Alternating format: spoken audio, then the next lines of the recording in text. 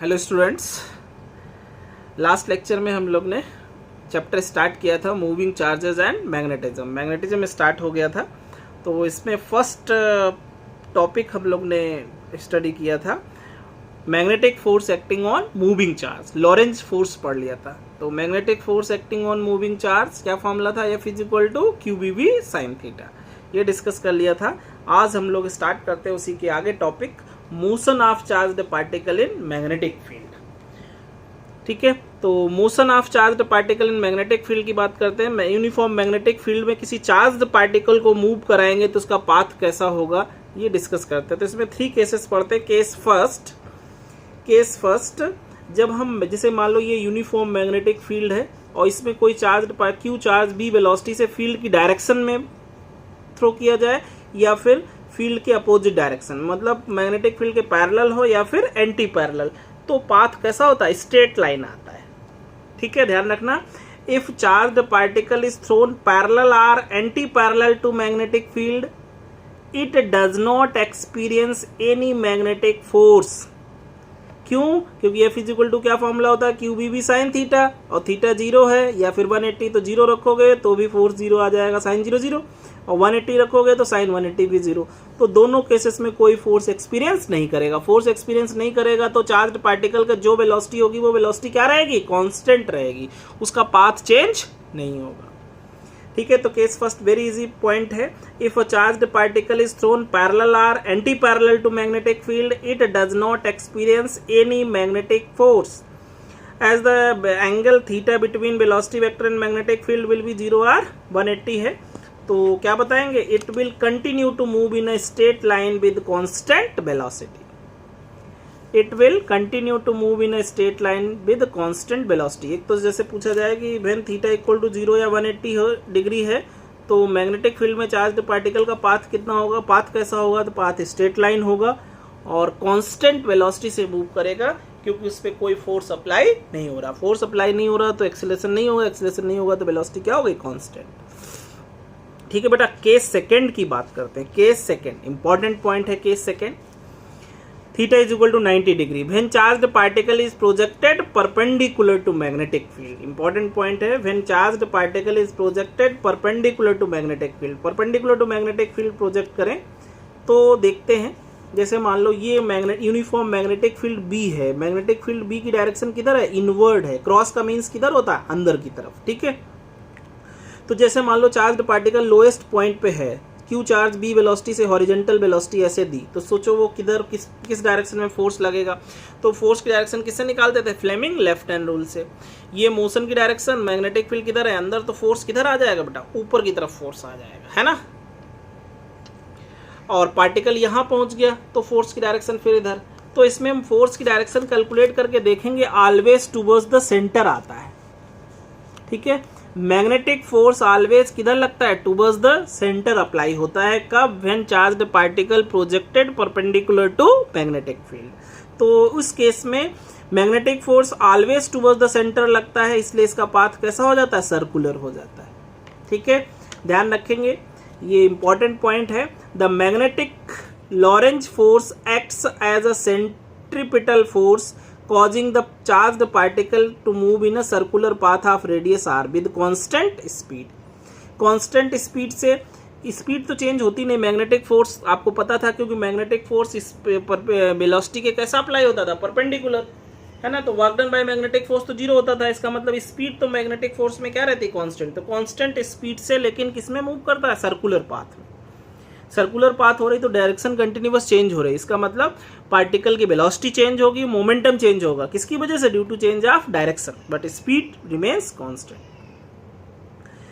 ठीक है बेटा, ध्यान रखेंगे। Theta = 90 degree means when a charged particle is projected perpendicular to magnetic field, the magnetic force means Lorentz force acts as a centripetal force causing the charged particle is move in a circular path of radius r with constant speed.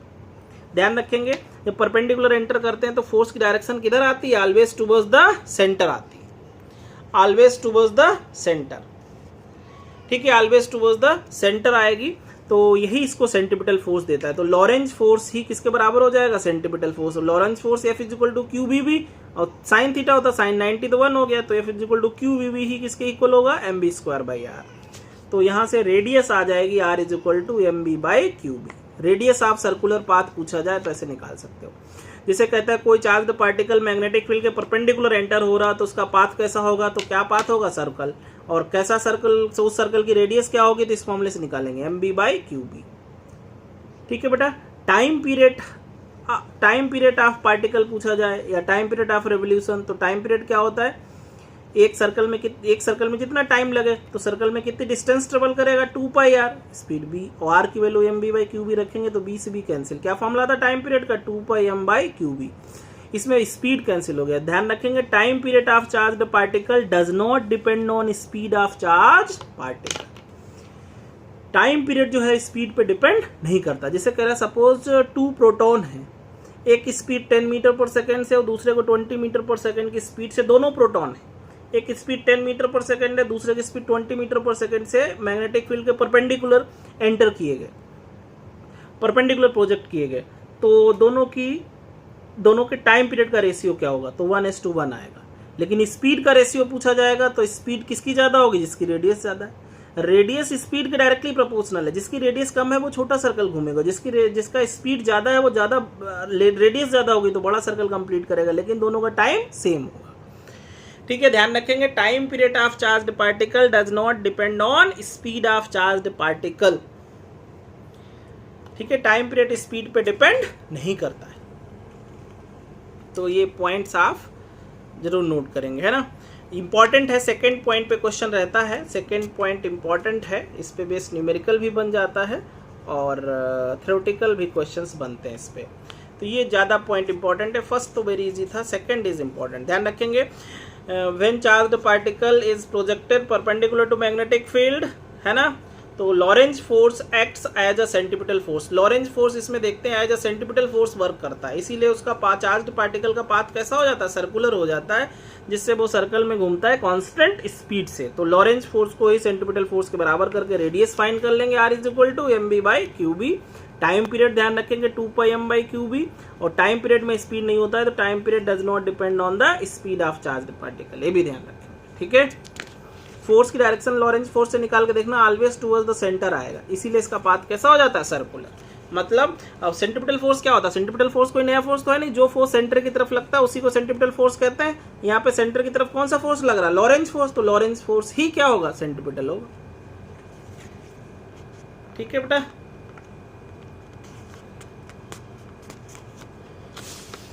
अब देखो angular speed पूछा जाए charge particle की, angular speed omega is equal to b/r, b is equal to r omega से ना, तो solve कर लेंगे, qb/m आ जाएगा। Angular speed of particle in circular motion. Frequency पूछा जाए तो टाइम पीरियड का रेसिप्रोकल कर लेना, फ्रीक्वेंसी क्या हो जाएगी, qb/2πm। 2πm/qb टाइम पीरियड था, उसका रिवर्स ले लो, है ना। तो दो केस हो गए। केस थर्ड की बात करते हैं, केस थर्ड, ये भी इंपॉर्टेंट है। Theta is other than 0, 180 and 90। ना तो थीटा 0 है, ना 180 है, ना 90 डिग्री है। मतलब ना तो पार्टिकल पैरेलल मूव कर रहा, ना एंटी पैरेलल मूव कर रहा, ना ही परपेंडिकुलर मूव कर रहा। जैसे थीटा 30, 50, 60 ऐसा है कुछ, तो पाथ कैसा आता है, हेलिकल पाथ आता है। ध्यान रखेंगे, when a charged particle is projected in a uniform magnetic field such that its velocity is not parallel, anti-parallel or perpendicular to magnetic field, इनमें से कोई केस नहीं है, then it follow a helix path। helix path आता है, helical path। कैसा, जैसे मान लो बेटा ये x एक्सिस में मैग्नेटिक फील्ड है और ये y एक्सिस है, और कोई चार्ज पार्टिकल को हमने ऐसे b वेलोसिटी दिया मैग्नेटिक फील्ड से थीटा एंगल पे। थीटा एंगल पे देंगे तो वेलोसिटी के दो कंपोनेंट हो जाएंगे, एक b cos थीटा और एक b sin थीटा। तो b sin थीटा तो मैग्नेटिक फील्ड के परपेंडिकुलर हो गया, तो परपेंडिकुलर वेलोसिटी तो क्या करती है, सर्कुलेट कराती है, और हॉरिजॉन्टल भी है, horizontal straight line path follow कराता है, तो बी कोस थीटा की वजह से आगे की तरफ जाएगा, पॉजिटिव एक्स एक्सिस में सीधे बढ़ेगा और इसकी वजह से सर्कुलेट होगा, तो वो सर्कुलेट भी होता है और आगे भी बढ़ता है। आगे किसकी वजह से बढ़ता है? Due to B cos theta component of velocity, और सर्कुलेट होता है due to B sine theta component की वजह से। तो पाथ इसका स्पाइरल पाथ या हेलिक्स पाथ आ जाता है ना, ऐसे स्प्रिंग टाइप से स्पाइरल पाथ या फिर हेलिक्स पाथ ट्रेवल करता है जब थीटा ना तो 0 हो, ना 180 हो, ना ही 90 हो। अच्छा, रेडियस ऑफ हेलिक्स पाथ पूछा जाए तो रेडियस ऑफ हेलिक्स पाथ क्या होगा? रेडियस निकालने का फॉर्मूला mb/qb। बी कौन सा? Perpendicular velocity. परपेंडिकुलर ही तो सर्कुलेट कराती है, परपेंडिकुलर क्या है? b sin theta. तो रेडियस ऑफ सर्कुलर पाथ आ जाएगा mb sin θ/qb। ठीक है। पिच ऑफ हेलिक्स पाथ क्या होता है कि एक बार पूरा सर्कुलेट होने में जितना वो आगे बढ़ जाता है वो डिस्टेंस कहलाता है पिच। तो pitch of helix path horizontal distance है कि एक सर्कल में कितना आगे बढ़ जाता है। तो हॉरिजॉन्टल डिस्टेंस कैसे निकालेंगे? Horizontal velocity into time. ठीक है, तो हॉरिजॉन्टल वेलोसिटी क्या, कौन आगे ले जा रहा है? u cos theta. और टाइम तो टाइम पीरियड 2πm/qb, क्योंकि टाइम पीरियड तो स्पीड पे डिपेंड करता नहीं है, टाइम पीरियड तो वही आएगा 2πm/qb। फ्रीक्वेंसी भी वही qb/2πm। तो टाइम पीरियड याद रखना है, फ्रीक्वेंसी याद रखना है, पिच ऑफ हेलिक्स पाथ पे न्यूमेरिकल हो सकता है और रेडियस ऑफ हेलिक्स पाथ। ठीक है, तो इस टाइप से मोशन ऑफ चार्ज्ड पार्टिकल में 3 केस हैं। फर्स्ट केस में थीटा 0 या 180 था, पाथ कैसा होगा? उस केस में स्ट्रेट लाइन होगा, कांस्टेंट वेलोसिटी से मूव करता है क्योंकि उस केस में कोई मैग्नेटिक फोर्स अप्लाई नहीं होता है। Case second, when theta 90 degree है, जब चार्ज्ड पार्टिकल मैग्नेटिक फील्ड के परपेंडिकुलर एंटर होता है, उस केस में जो है पाथ कैसा होता है? सर्कुलर होता है। क्यों सर्कुलर होता है? क्योंकि उस केस में Lorentz force acts as a centripetal force. ठीक है, तो लॉरेंज फोर्स को सेंट्रीपिटल फोर्स के बराबर कर देंगे तो रेडियस ऑफ सर्कुलर पाथ आ जाएगा mb/qb। ठीक है, टाइम पीरियड फाइंड कर लेंगे और फ्रीक्वेंसी। और केस थर्ड भी ध्यान रखेंगे, जब थीटा ना तो 0 हो, ना 180 हो, ना ही 90 हो, तो पाथ कैसा होता है? हेलिक्स पाथ होता है। ठीक है, और इस हेलिक्स पाथ की रेडियस निकालने का फॉर्मूला पता होना चाहिए और पिच ऑफ हेलिक्स पाथ, ये 2 फॉर्मूले इंपॉर्टेंट है। बाकी टाइम पीरियड और फ्रीक्वेंसी के फॉर्मूले सेम है एज केस सेकेंड वाले। ठीक है बेटा, तो ये ध्यान रखेंगे।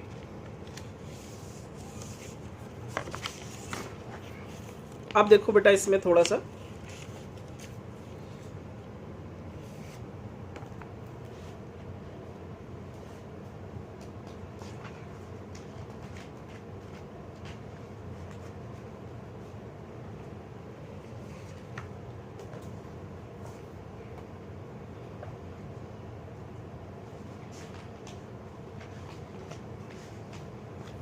ये छोटा सा एक पॉइंट ध्यान रखेंगे।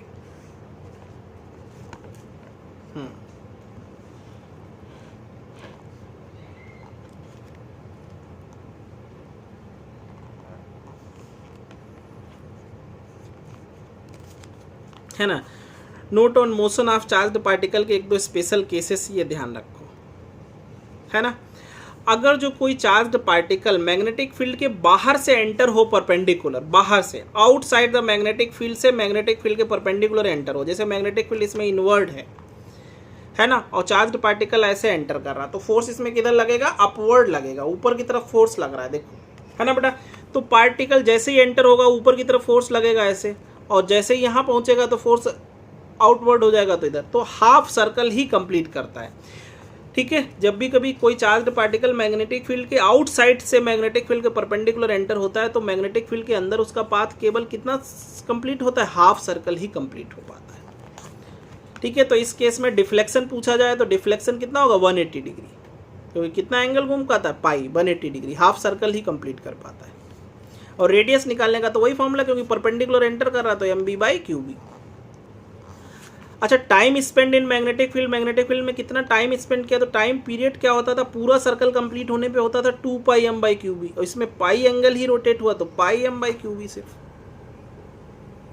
2πm/qb होता था जब पूरा सर्कल लगाता था। आधा है तो आधा कर लो, तो πm/qb आ जाएगा। जितना एंगल सेंटर पे फॉर्म करता है मैग्नेटिक फील्ड में वही एंगल लेना पड़ता है, तो πm/qb। तो ध्यान रखेंगे, व्हेन मैग्नेटिक फील्ड के आउटसाइड से मैग्नेटिक फील्ड के परपेंडिकुलर एंटर होता है तो मैग्नेटिक फील्ड में कितना सर्कल घूमता है पार्टिकल? 180 डिग्री, मतलब हाफ सर्कल। अगर जो परपेंडिकुलर ऐसे एंटर हो रहा तो उसी के अपोजिट ऐसे निकल जाए। ठीक है बेटा, इसी में केस ये सेकेंड वाला पार्ट देखते हैं। कोई चार्ज्ड पार्टिकल है, अब ये जो मैग्नेटिक फील्ड है इधर बी अंदर की तरफ, अब ये थीटा एंगल पे ऐसे एंटर हो रहा है। मैग्नेटिक फील्ड अंदर की तरफ है, ये थीटा एंगल पे ऐसे एंटर हो रहा है, तो फोर्स किधर लग रहा है? बाहर की तरफ जा रहा है। तो ये कुछ छोड़ा सर्कल ही मैग्नेटिक फील्ड के अंदर ट्रेवल कर पाता है, बाकी पोर्शन बाहर रह जाता है। ये ऐसे कंप्लीट होता सर्कल, लेकिन नहीं हो पाया। तो इसका मान लो ये सेंटर है, ठीक है, ये थीटा एंगल है, और तुमको पता ये इतना सर्कल घूमा, बाकी बाहर जाएगा। अच्छा, ये जो हमने परपेंडिकुलर ड्रॉप किया, ये सेंटर को मिलाया तो क्या हो गया? रेडियस, और रेडियस ऑलवेज सर्कमफेरेंस पे नॉर्मल होता, तो ये एंगल कितना हो गया? 90। और इधर ये हमने कितना एंगल पे प्रोजेक्ट किया था? थीटा। तो इधर ये एंगल कितना? 90 माइनस थीटा। सिमिलर इधर भी 90 माइनस थीटा। तो ये जो सेंटर पे एंगल फॉर्म होगा वो कितना आ जाएगा? 2 थीटा आ जाएगा। समझ रहे हो बेटा? ये क्या है? रेडियस है, रेडियस सर्कमफेरेंस पे ऑलवेज नॉर्मल होता, तो ये एंगल कितना हो जाएगा? 90। इधर ये थीटा है, तो इधर क्या बचा? 90 माइनस थीटा बचा, इधर वाला ये। उधर भी वैसे ही 90 माइनस थीटा, तो ये 90 माइनस थीटा, ये 90 माइनस थीटा, तो बीच का कितना आ जाएगा? 2 थीटा आ जाएगा। सेंटर पे कितना एंगल बना है? 2 थीटा। तो रेडियस अगर जो पूछा जाए परपेंडिकुलर एंटर हो रहा होगा तो mb/qb, लेकिन टाइम पीरियड कितना होगा? तो अब कितना एंगल घूमा सेंटर पे? 2 थीटा, तो 2 थीटा m/qb। पाई एंगल घूमा था ना पहले वाले केस में, तो पाई m/qb। 2 थीटा रोटेट किया तो 2 थीटा m/qb, ऐसा है। यही जो केस सेकेंड था, इसी को केस थर्ड में कन्वर्ट करके देखें। अगर जो हम मैग्नेटिक फील्ड डॉट में ले लें, आउटवर्ड ले लें, मैग्नेटिक फील्ड बाहर की तरफ ले लें और फिर इसमें एंटर ऐसे कराएं, तो फोर्स किधर लगता है? इनवर्ड आ जाता है। तो उल्टा होगा, इसमें जैसे थोड़ा सर्कल अंदर था, बाकी ज्यादा बाहर था, इसमें थोड़ा बाहर होगा, ज्यादा अंदर होगा। ऐसा करके देखेंगे कि ऐसे एंटर कराएं, ऐसे बाहर की तरफ था, ऐसे एंटर कराएंगे तो अंदर की तरफ फोर्स रहता है, तो ज्यादा पोर्शन इसमें ट्रेवल करेगा। इधर कितना एंगल? 2 थीटा था ना, पहले 2 थीटा एंगल मैग्नेटिक फील्ड में रहता था। अब जो पूरा सर्कल कितना होता है? 2 पाई, तो 2 pi minus 2 theta magnetic field में अब की रहेगा। तो रेडियस का तो वही फॉर्मूला mb/qb, लेकिन time spend in magnetic field पूछा जाए तो 2 पाई माइनस 2 थीटा, क्योंकि ये कितना एंगल बना रहा है इसमें? 2 पाई माइनस 2 थीटा m/qb। ऐसा कर लेंगे केस थर्ड, है ना। ये IIT की बात करता है कभी तो, लेकिन आसान बात है, बेसिक पॉइंट्स हैं। अगर जो आप एक रेडियस पूछता है मैग्नेटिक फील्ड के परपेंडिकुलर है तो वही है mb/qb। Time spend in magnetic field पूछता है तो हाफ सर्कल कंप्लीट कर रहा तो पाई m/qb। 2 थीटा एंगल बना रहा तो 2 थीटा m/qb, है ना। अब 2 पाई माइनस 2 थीटा एंगल बना रहा तो 2 pi minus 2 theta into m/qb। ये इंपॉर्टेंट पॉइंट है। फोर्थ देखेंगे थोड़ा सा। अब जैसे कि ये यहाँ पे एक स्क्रीन रखा हुआ है, चार्ज्ड पार्टिकल बाहर से मैग्नेटिक फील्ड में एंटर हो रहा है ना, स्क्रीन रखा हुआ। To prevent the charge from hitting the screen, ऐसा कह रहा है कि ये इसको स्क्रीन को हिट ना करे। इसका मतलब ये जो डिस्टेंस है वो रेडियस से ज्यादा होनी चाहिए, ताकि उससे पहले ही वो क्या कर जाए? टर्न कर जाए, इसको टच ना करे। तो ध्यान रखेंगे कभी भी ऐसा कोई है to prevent the charge from hitting the screen, screen से ना हिट करे ऐसा कहता है। तो ये जो डिस्टेंस है ना मैग्नेटिक फील्ड की, ये रेडियस से ज्यादा होना चाहिए। तो distance is greater than R होना चाहिए। आर क्या है? Radius of circular path. तो ध्यान रखना डिस्टेंस इज ग्रेटर देन हो जाएगा रेडियस mb/qb, या मैग्नेटिक फील्ड जो है वो ग्रेटर देन होनी चाहिए किसके? mb/q into D. ये कॉन्सेप्ट बन जाएगा कि to prevent the charge from hitting the screen. जैसे कोई चार्ज पार्टिकल बाहर से एंटर करता है, कहता है स्क्रीन को हिट ना हो, तो ध्यान रखना कि स्क्रीन जो है वो जहां से एंटर कर रहा है वहां से कितनी डिस्टेंस दूर होना चाहिए? mb/qb से ज्यादा, रेडियस से ज्यादा होना चाहिए, तभी वो उससे पहले टर्न कर जाएगा। अगर जो रेडियस से कम डिस्टेंस होगी तो हिट हो जाएगा, टॉस कर जाएगा, टर्न नहीं कर पाएगा। समझ गए ना? तो ये पॉइंट भी इंपॉर्टेंट है। अगर जो ये डिस्टेंस कम है सपोज रेडियस से, तब क्या होगा? तब ये केस फिफ्थ बन जाएगा, तब ये केस फिफ्थ में आ जाएगा। देखो अब सपोज ये क्यू चार्ज बी वेलोसिटी से ऐसे एंटर हो रहा, अब इसने क्या किया? ये सिर्फ यहां से यहां तक ट्रेवल हुआ, ये डिस्टेंस डी है, और टर्न नहीं कर पाया, तब तक स्क्रीन आ गई। तो ये यहां से ऐसे आएगा, इसके बाद तो मैग्नेटिक फील्ड खत्म है, तो जो मैग्नेटिक फील्ड जहां से खत्म होगी वहां पे टेंजेंट फॉर्म में ही बाहर निकल जाता है। ठीक है बेटा। तो सपोज मान लो जो वेलोसिटी की डायरेक्शन है, स्टार्टिंग में तो वेलोसिटी हॉरिजॉन्टल थी, तो हॉरिजॉन्टल से कितना एंगल मान लो टर्न की वेलोसिटी? थीटा एंगल टर्न की। ठीक है, तो जैसे ये मान लो यहाँ कहीं पे सेंटर होगा इसका, तो सेंटर से परपेंडिकुलर मिलाएंगे यहाँ जहाँ तक वो सर्कुलेट हुआ आर्क में, तो ये एंगल थीटा था, तो इधर भी एंगल कितना होगा थीटा, क्योंकि वेलोसिटी पहले ऐसा था। अब वेलोसिटी की डायरेक्शन, जितना वेलोसिटी घूम जाएगी वही तो हमने निकाला है। ठीक है बेटा, वेलोसिटी डायरेक्शन पहले हॉरिजॉन्टल थी, अब वेलोसिटी ऐसे है, तो जो हॉरिजॉन्टल से कितना घूम गई थीटा, तो वही एंगल थीटा हो जाएगा।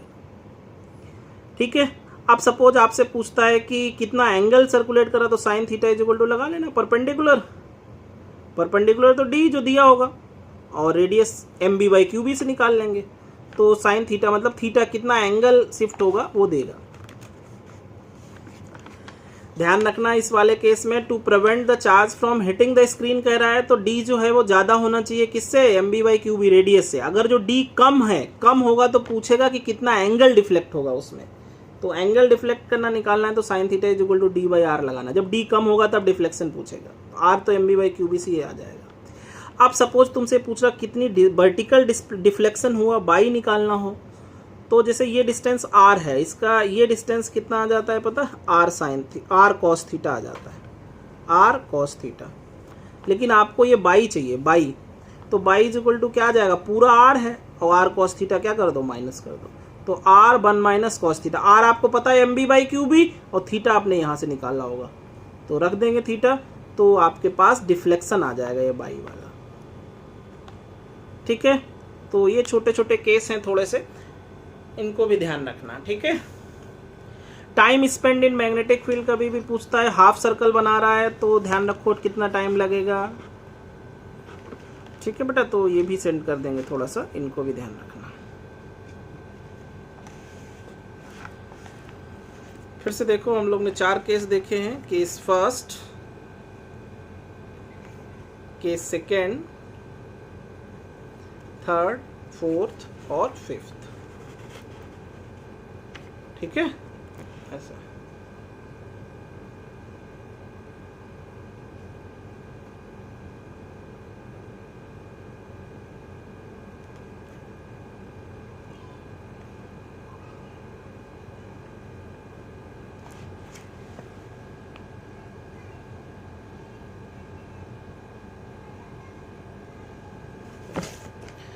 ठीक है बेटा, एक और टर्म देखते हैं, वेलोसिटी सेलेक्टर। वेलोसिटी सेलेक्टर एक टॉपिक और देख लेते हैं।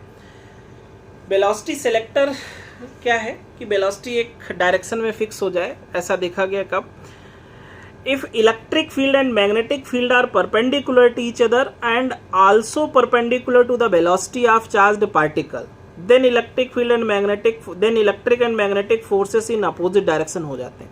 ऐसा देखा गया, जैसे मान लो ये एक्स एक्सिस है, ये वाई एक्सिस है, जेड एक्सिस है, इधर हमने मान लिया इलेक्ट्रिक फील्ड और मैग्नेटिक फील्ड परपेंडिकुलर हो गए, और जिस डायरेक्शन में पार्टिकल को प्रोजेक्ट किया वो भी परपेंडिकुलर है इलेक्ट्रिक फील्ड और मैग्नेटिक फील्ड के। ये केस हमने लिया, तो जैसे क्यू चार्ज है, इस पे क्यू ई फोर्स वो तो फील्ड की डायरेक्शन में लगेगा तो ऊपर ही लगेगा, और मैग्नेटिक फोर्स किधर लगेगा तो लेफ्ट हैंड रूल से फाइंड करेंगे। चार्ज मैग्नेटिक फील्ड किधर है, बाहर की तरफ है ना, चार्ज्ड पार्टिकल इधर जा रहा, तो फोर्स किधर आ जाएगा, नीचे आ जाएगा, तो मैग्नेटिक फोर्स इसमें डाउनवर्ड आ गया।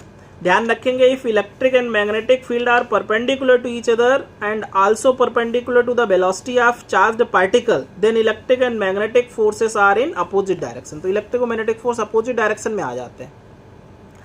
अब हम suppose we adjust the value of electric field and magnetic field such that magnitude of two forces are equal। अगर जो इलेक्ट्रिक फोर्स मैग्नेटिक फोर्स के बराबर हो जाए तो नेट फोर्स क्या हो जाएगा, कैंसिल हो जाएगा, नेट फोर्स 0 हो जाएगा।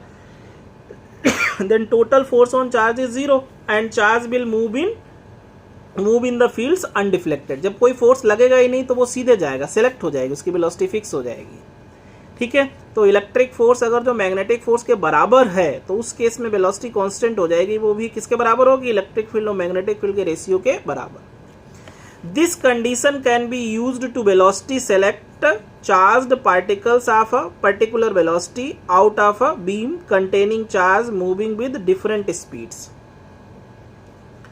जैसे मान लो कह रहा है कि डिफरेंट स्पीड से यहां से मान लो चार्ज्ड पार्टिकल को प्रोजेक्ट किया जाए डिफरेंट स्पीड से, तो कौन से पार्टिकल्स अनडिफ्लेक्टेड सीधे जाएंगे, वो पार्टिकल सीधे जाएंगे जिनकी स्पीड का रेशियो इलेक्ट्रिक फील्ड और मैग्नेटिक फील्ड के रेशियो के बराबर होगी। Only particles with speed E by E pass undeflected through the region of crossed field. ध्यान रखेंगे इलेक्ट्रिक फोर्स और मैग्नेटिक फोर्स जिनके लिए बराबर होगा वो अनडिफ्लेक्टेड जाएंगे। इलेक्ट्रिक फोर्स ज़्यादा है तो अपवर्ड डिफ्लेक्शन होगा और मैग्नेटिक फोर्स ज़्यादा होगा तो डाउनवर्ड डिफ्लेक्शन होगा, है ना। अनडिफ्लेक्टेड कौन से जाएंगे वेलोसिटी सेलेक्टर वाले, जिनमें इलेक्ट्रिक फोर्स मैग्नेटिक फोर्स के इक्वल होगा।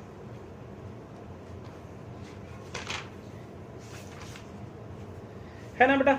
जैसे मान लो सपोज ऐसा केस है, ये इसे मैग्नेटिक फील्ड में इलेक्ट्रॉन, जैसे अनडिफ्लेक्टेड कौन से जाएंगे जिनका रेशियो E by B के बराबर होगा। कोई इधर जा रहा है जिसमें deflected by electric field, deflected by magnetic field. Undeflected होंगे वो कौन से, जिनमें इलेक्ट्रिक फील्ड और मैग्नेटिक फील्ड का रेशियो B के बराबर होगी, वेलोसिटी के बराबर होगा। ठीक है, तो ये केस भी ध्यान रखना, वेलोसिटी को सिलेक्ट कर देता है, कांस्टेंट कर देता है, कर सकते हैं हम लोग इलेक्ट्रिक फील्ड और मैग्नेटिक फील्ड की एक फिक्स वैल्यू को लेके। लेकिन कंडीशन है इलेक्ट्रिक फील्ड मैग्नेटिक फील्ड कैसी होनी चाहिए, क्रॉस्ड होनी चाहिए, मतलब परपेंडिकुलर होना चाहिए।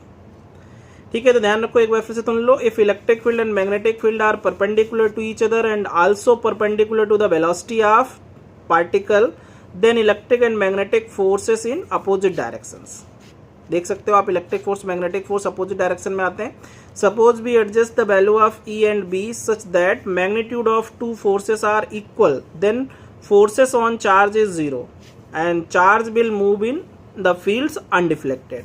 है ना, कब अनडिफ्लेक्टेड मूव करेगा, जब वेलोसिटी चार्ज्ड पार्टिकल की इलेक्ट्रिक फील्ड और मैग्नेटिक फील्ड के रेशियो के बराबर हो। This condition can be used to select charged particles of particular velocity out of a beam containing charges moving with different velocity. Different velocity से मान लो charged particle move करते हुए आ रहा है तो सीधे कौन से जाएंगे, जिनकी स्पीड इलेक्ट्रिक फील्ड और मैग्नेटिक फील्ड के रेशियो के बराबर होगी। Only particles with speed E by B pass undeflected through the region of crossed field.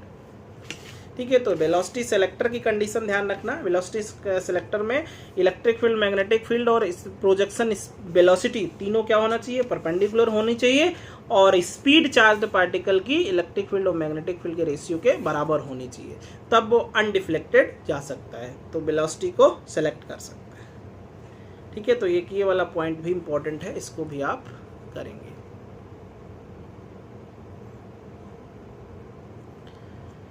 ठीक है बेटा, तो एक दो दिन और अदर, फिर उसके बाद हम बोर्ड का वीडियो आप लोग को सेंड करेंगे।